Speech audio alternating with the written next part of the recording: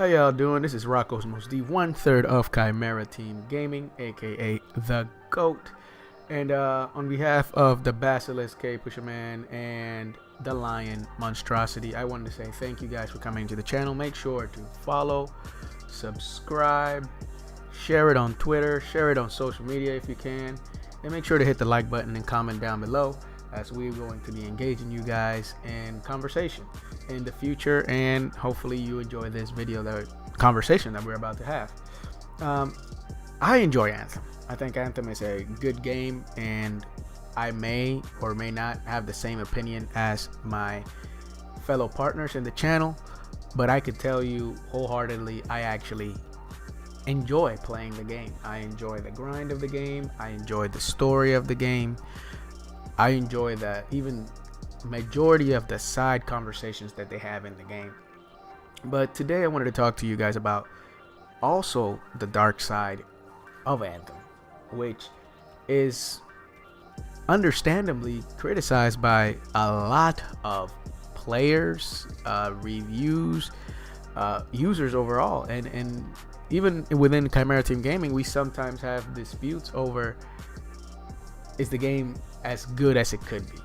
And I'm going to be honest with you guys, it's not a $60 game at the current moment, and being the more time that you have, the less it actually gains value, because there's other games going to be coming out, so they have no choice but to put the price down. And I would suggest, let's get it out the way. If you're thinking about getting Anthem, if you don't have EA access and you can't play a 10-hour trial, it's just best to wait for, you know, a price drop, or if you have Origin Premier as well for the PC, and it's demanding on your PC, so be aware of that as well.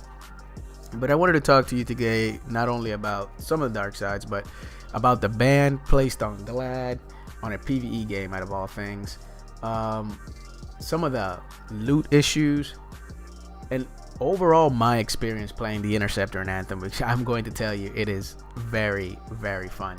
So let's start with the positives first. Playing the Interceptor, I love it. I couldn't tell you anything else at this point. When I first started playing the Interceptor, it was love at first sight. It's the agility, the acrobatics, and also the understanding that I am rather susceptible to death in the game if I do not focus and play the Interceptor as best as I can.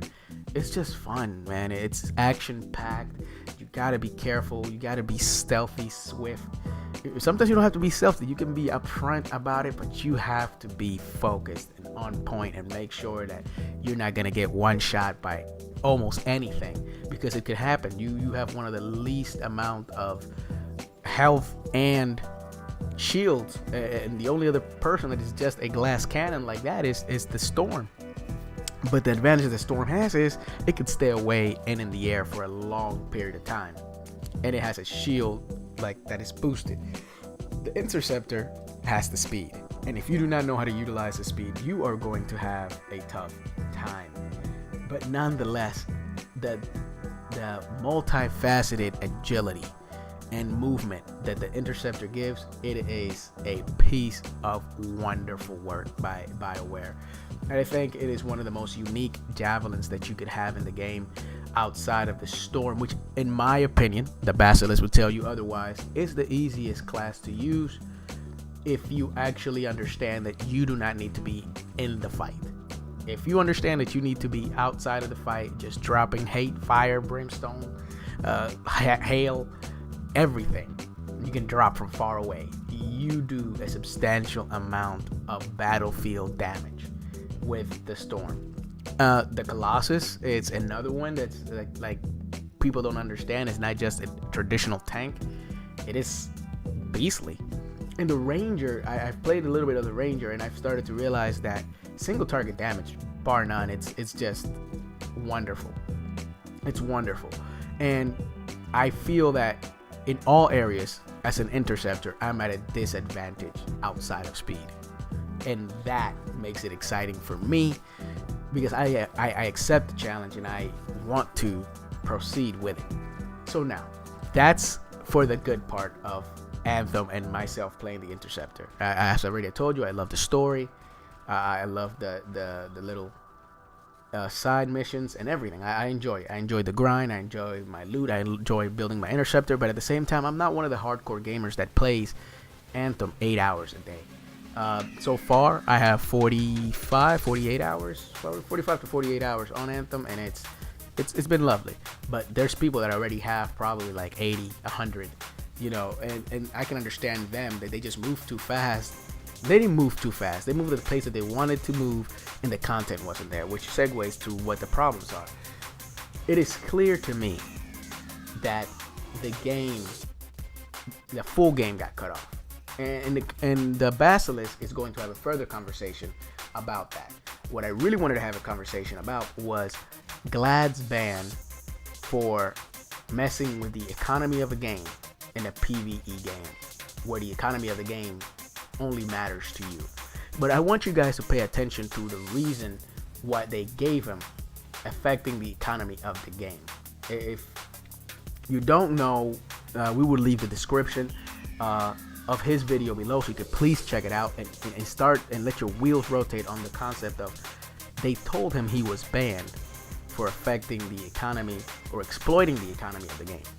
Now, conspiracy theory, there's nothing proven here, but putting 2 and 2 together, he was opening chests at a very high rate and getting a lot of loot from them by just going through free play, opening chests in the world, you know, just surfing along. At the same time, you get chests from world events and all that.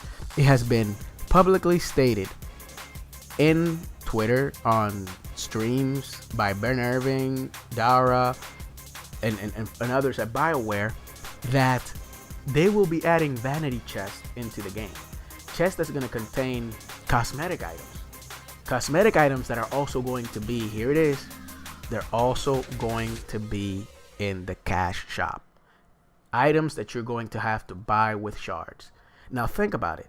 If an individual is fastly acquiring these chests at a high rate, and they're going to be able to get cash shop items by just going around acquiring them at a high rate, there's no reason for users to go to the cash shop. There's no reason for users to go to the cash shop.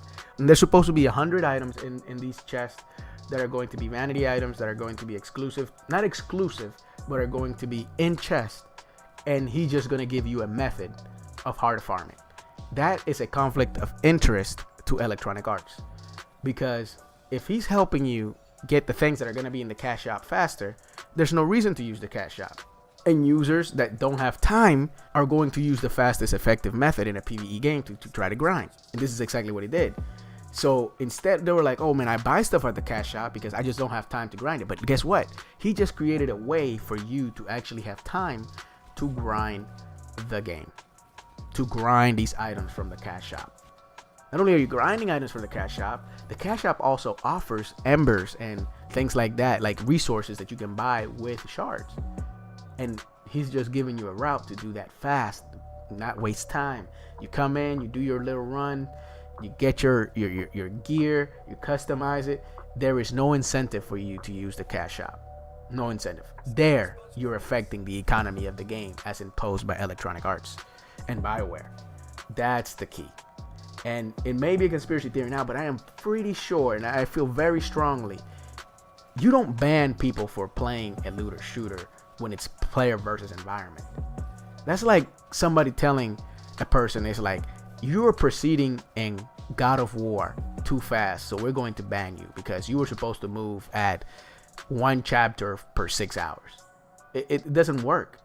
You're not affecting anybody but yourself. And the thing that they said, it is very clear, you are messing with the economy of the game.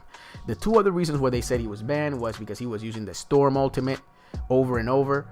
That has nothing to do with the economy of the game. And again, the other one was, which also may do, is the fact that you can leave, as you can see in the description below when you check this video, it's a glitch on how to continue to acquire chests from a contract or a mission. Again, affecting the economy of the game because you're getting more chests than were intended, which gives you no reason to go to the cash shop. So this is all focused, in my opinion, on the cat shop. But nonetheless, guys, tell us your opinions and how do you feel about it. I am RockossmosD, 1/3 of Chimera Team Gaming, once again, the GOAT. As you guys already know, the GOAT. Thank you for coming through. Make sure to comment below. Make sure to hit like. Make sure to share and subscribe as we let our passion for gaming at Chimera Team Gaming come a three-headed beast. RockossmosD, I am out.